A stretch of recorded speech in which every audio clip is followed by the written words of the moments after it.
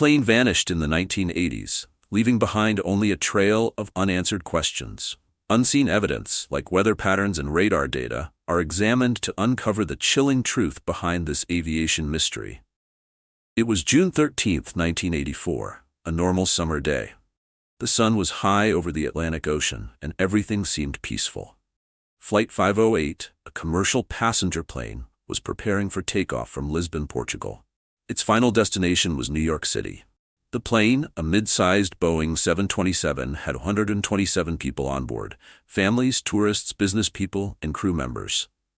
Captain Jorge Ramos, a skilled pilot with 20 years of experience, was in command. The flight crew did their final checks. The sky was clear, and all systems looked fine.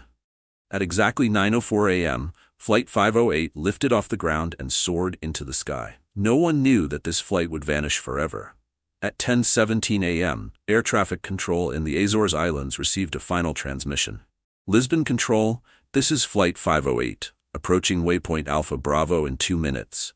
Weather seems normal. We'll check in at next point. That was the last time anyone heard from the plane. No distress signal, no mayday call, no signs of trouble. Then silence. Radar showed the plane following its planned flight path. It was flying over open ocean, about 600 kilometers west of Portugal.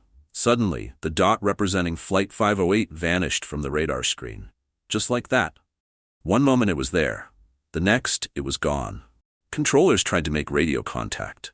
They sent messages again and again. Flight 508, do you read? No reply.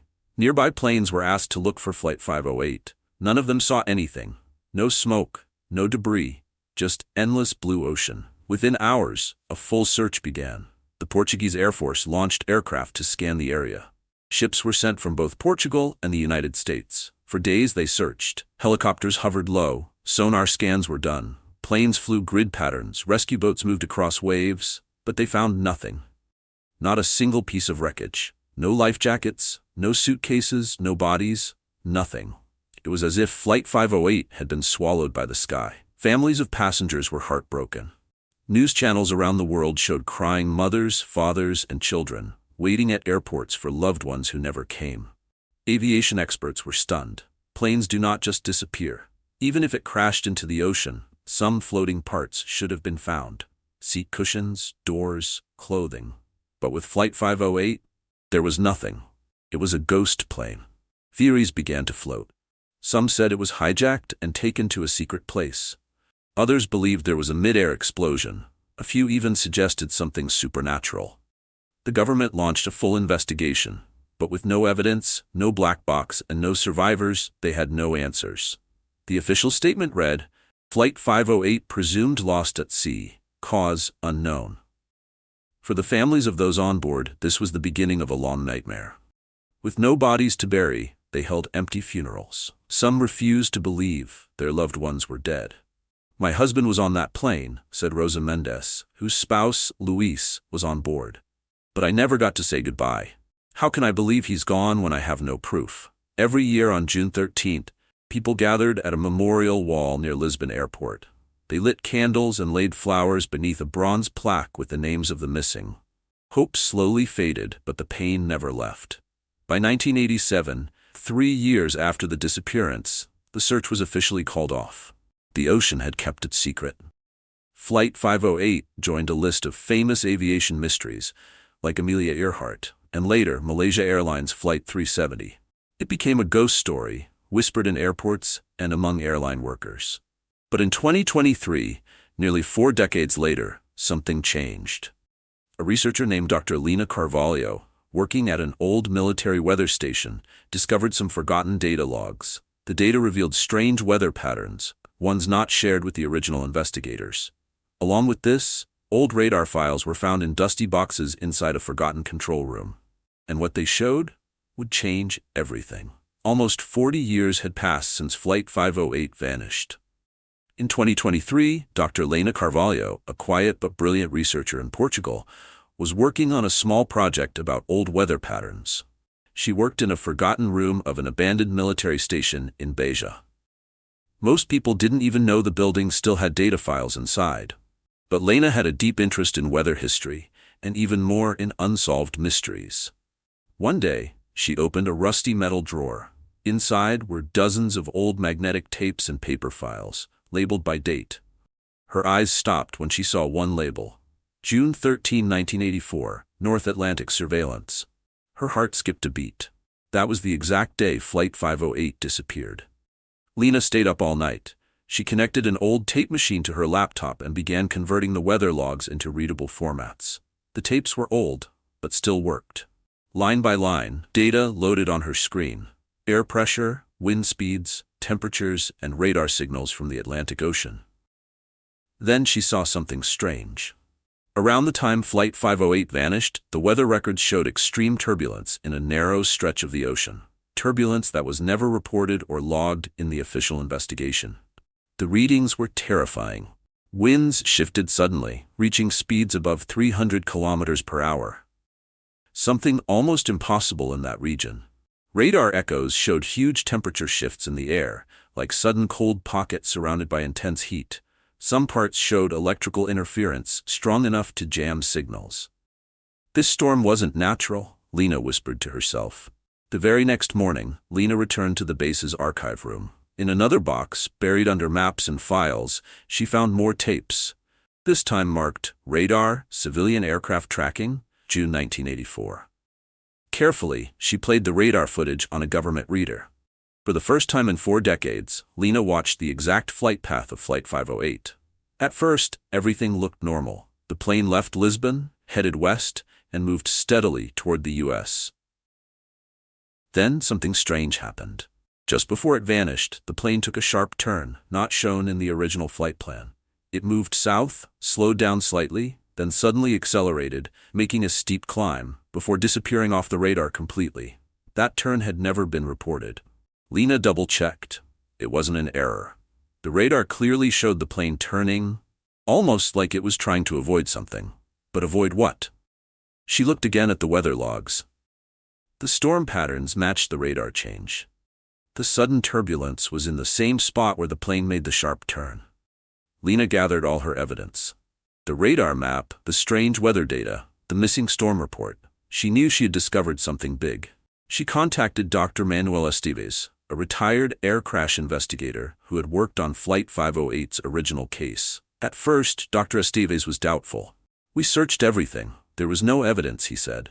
But when Lena showed him the unseen files, his face turned pale. "We never got this data in 1984, he said quietly. This could change everything." He explained that at the time, military and civilian agencies often failed to share information. If this storm existed and we didn't know, then the plane could have flown directly into it. Lena nodded. And the radar turn, they tried to escape, but it was too late. Experts gathered in secret to examine Lena's findings. The weather patterns were bizarre, not just a regular storm, but something extreme, even unnatural. Some suggested a microburst, a violent downdraft of air that can bring planes crashing down. Others thought it could have been an electromagnetic pulse from a lightning storm, strong enough to wipe out instruments. But one theory stood out. Dr. Esteves pointed to an unusual radar anomaly just before the plane vanished. "See this?" he said. "This static noise isn't weather. It's interference, like from a powerful energy field." "Are you saying it hit some kind of invisible wall?" Lena asked. "I'm saying we don't fully understand what happened. The storm wasn't just powerful, it was brief, lasting only 12 minutes, and it appeared and disappeared without warning, as if something opened and closed. And Flight 508 flew right into the middle of it. Soon, rumors started to spread. Some believed the storm was part of a secret military experiment, one never meant to affect civilians. There were whispers of a classified project being tested that week, involving radar invisibility and atmospheric control. Officially, nothing was confirmed. But the location, timing, and strange energy readings made people suspicious. Was Flight 508 the victim of a mistake the world wasn't supposed to know?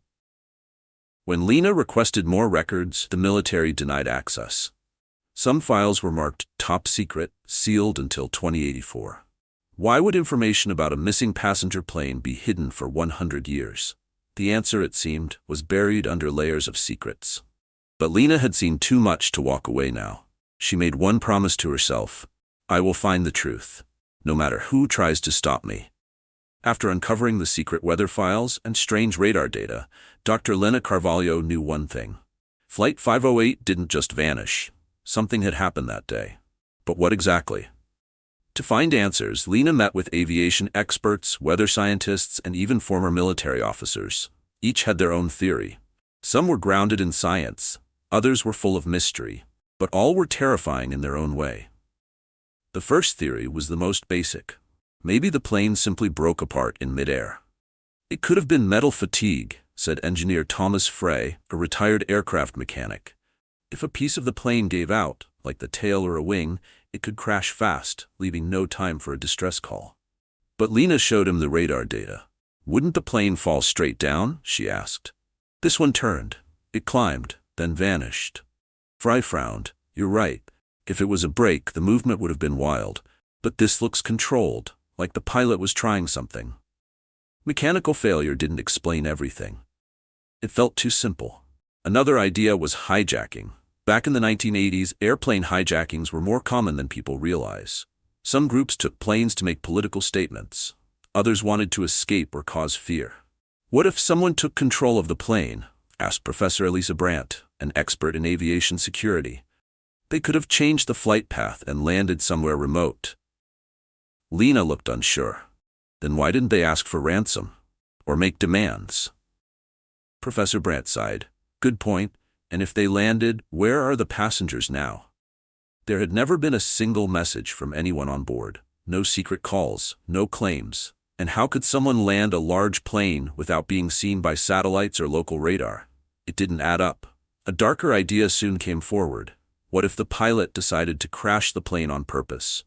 In rare and tragic cases, pilots have brought down planes. Mental illness, emotional stress, or personal reasons could lead to such a decision. But Flight 508's captain, Jorge Ramos, had no history of problems.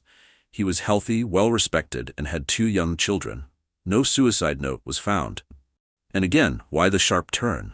Why try to avoid the storm? If it was deliberate, Lena said quietly, he wouldn't try to escape danger. He'd fly into it. The evidence didn't support this theory either. Now things got stranger. Several experts, including Dr. Estevez, began exploring the idea that Flight 508 flew into something it wasn't supposed to, like a secret military zone. In the early 1980s, both NATO and the Soviet Union were testing new radar systems, stealth technology, and energy weapons. Some of these tests were done over oceans to avoid being seen. What if a weapon was tested that day? Asked Dr. Estevez. Something powerful enough to create storms or mess with electronics? Lena shivered. That could explain the radar jamming and the weather spike. But there was no proof. No government admitted anything. Still, some files from that year were sealed, files that mentioned the same date and location as the plane's last position. Too many coincidences. Another idea was even more strange, a natural event that science doesn't fully understand, something rare and deadly. Professor Harold Munoz, a weather scientist, offered this theory. You've heard of the Bermuda Triangle? It's not magic, but strange conditions exist in parts of the ocean. Magnetic fields, sudden storms, maybe Flight 508 hit one. He showed Lena data about electromagnetic storms, natural events where energy builds in the sky and can destroy aircraft electronics. These are rare, but possible. They confuse instruments. Planes can lose control without warning. Lena asked, would that leave no wreckage? If the plane hit the ocean at a steep angle, Munoz said, it might sink whole. Pressure could crush it. Nothing floats. This theory sounded frighteningly real, and it matched the strange energy on Lena's radar tapes. Lastly, some dared to suggest the unexplainable. Things beyond science. A wormhole. A time rift. Even aliens, a retired pilot laughed nervously. Lena didn't believe in aliens, but something about the event felt wrong. The perfect weather, the sudden interference, the vanishing. And then she remembered something. One of the weather logs said the storm disappeared in under a minute, as if it was never there. Whatever it was, Lena whispered, it opened and closed. Her heart pounded. While theories swirled among experts, the families of the victims still waited.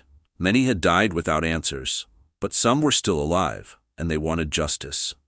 One woman, Sofia Marquez, had lost her father on the flight. She was only 10 then. Now, at 49, she wept as she read Lena's report. I always felt something was hidden, Sophia said. They told us it was just an accident. But I knew. I felt it in my bones. That plane didn't crash, it was taken. Lena promised her, we're closer to the truth now than ever before. But we need one more piece. Sophia looked up, then find it.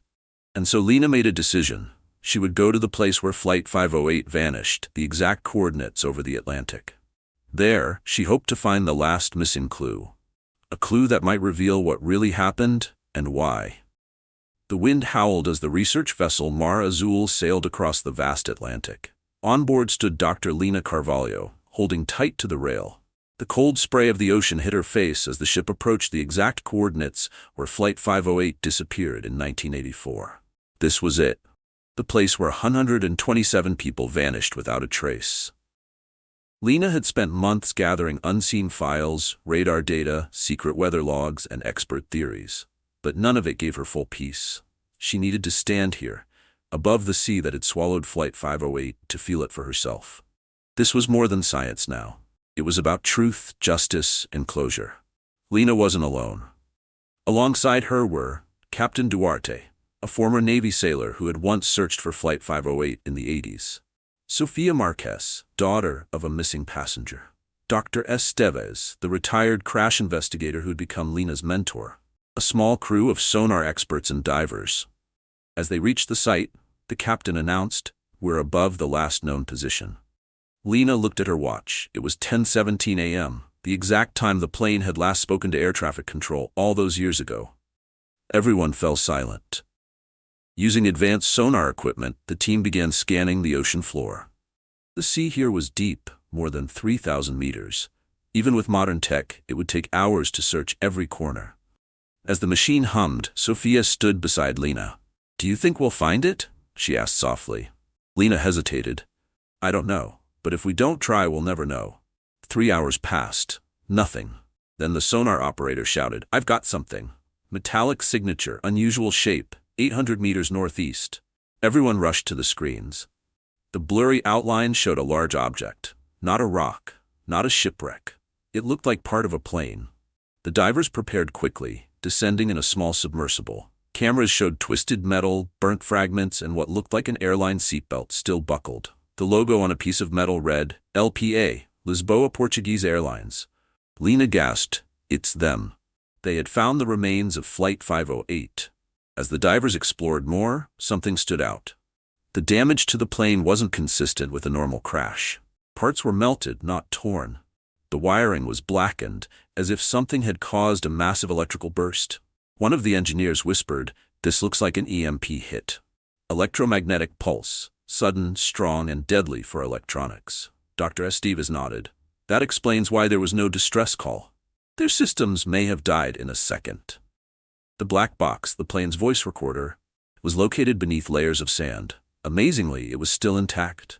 It was lifted onto the ship like a sacred treasure. Everyone watched as Lena connected it to a playback device. Static. Then, voices. Flight 508, altitude steady, slight turbulence reported ahead. It was Captain Ramos. The final moments of the flight played out in the silent room. Cloud formation at 2 o'clock, sensors showing pressure drop. Wait, what is that?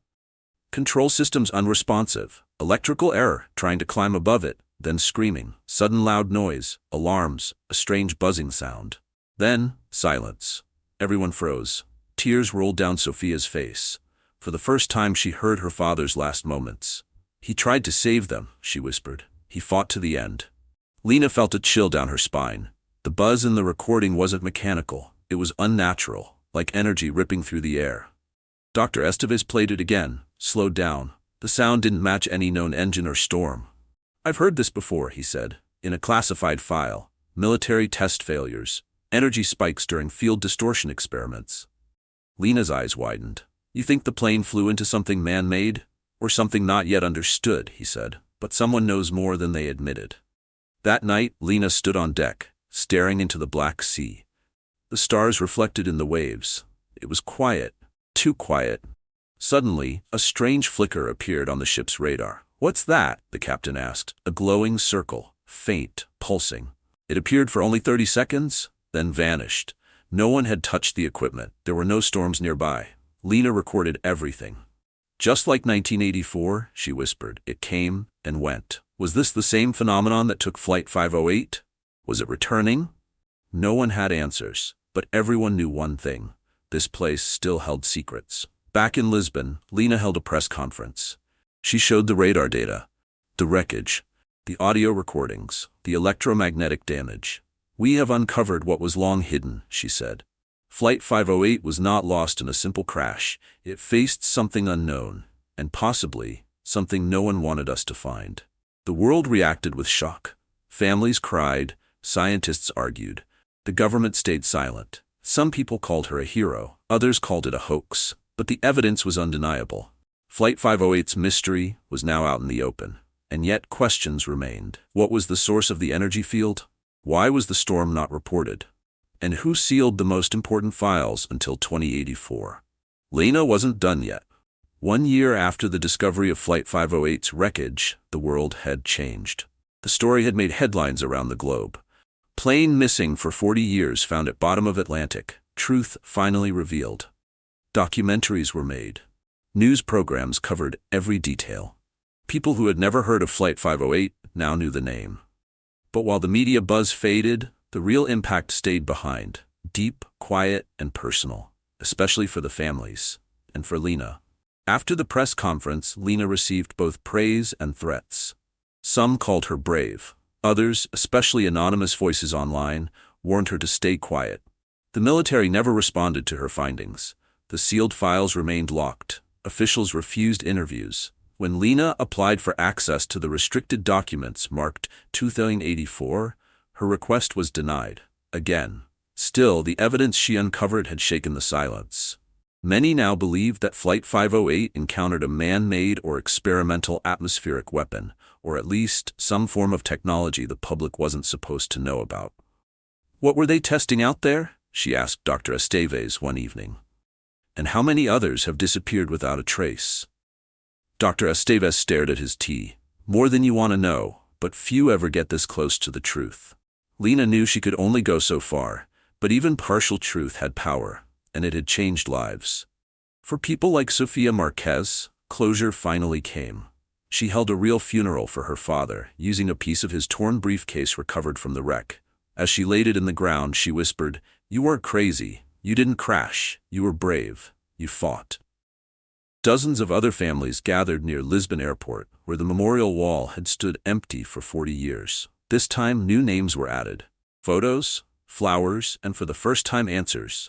Lena was invited to speak. She stood before a crowd of survivors, officials, and reporters. "Today we don't just remember a mystery," she said. "We remember the people, the passengers, the crew, the loved ones. They mattered, and the truth matters."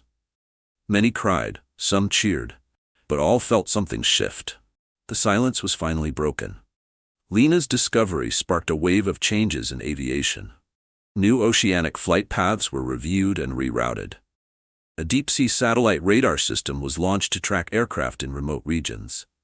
Emergency data beacons were redesigned to transmit signals even in electromagnetic storms. Pilots were retrained on rare atmospheric events, including energy surges and electrical system failures. Though some experts were still skeptical, most agreed that the case of Flight 508 exposed blind spots in international flight safety. It proved that the sky is not always safe, and that mysteries, when buried, only lead to bigger mistakes. Governments around the world began re-examining old cases: planes lost in the ocean, helicopters that disappeared in storms, private jets that never reached their destinations. Flight 508 had started something, a wave of truth. But not everything could be explained. To this day, the radar interference remains a mystery. What was the glowing pulse seen from the Mar Azul ship? Why did the storm disappear in under a minute? What caused the strange buzzing on the flight recorder? A sound not matching any known weather pattern or mechanical failure. And perhaps most chilling of all, why did the sealed military files contain references to the exact coordinates and time of Flight 508, but were locked 100 years into the future? Lena kept asking. But her questions remained unanswered, not because there were no answers, but because someone still didn't want them known. Lena didn't stop researching. She gave lectures, wrote a book titled Vanished: The Truth About Flight 508, and started a global archive for missing aircraft data. Her work inspired young investigators and scientists to look deeper, question more, and never stop at official statements. Still, every year on June 13th, she returned to the sea. She stood alone on the edge of the memorial dock, staring at the horizon, where sky and water met in silence. One time she saw a ripple, a flicker, and for just a moment she felt it again. The hum, the buzz, the invisible mystery that had taken 127 souls. She didn't fear it, she respected it. Because some things in this world aren't meant to be forgotten. They're meant to be uncovered, piece by piece, by those who are brave enough to ask and brave enough to listen. Flight 508 was once just a missing plane, a sad story buried under water and time.